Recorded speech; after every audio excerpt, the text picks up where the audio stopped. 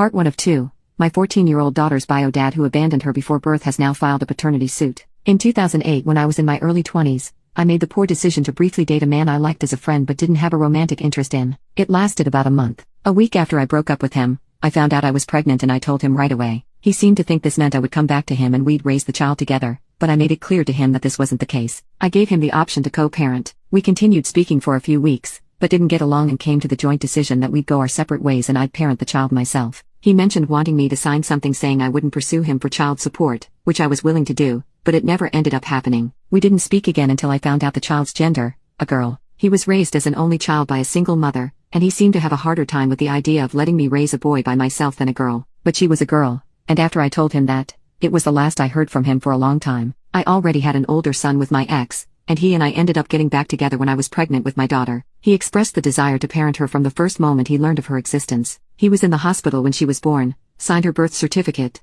we gave her his last name, and he has been her father her entire life. We're not together anymore and haven't been for many years, but we have a good co-parenting relationship and never had to go to court over it.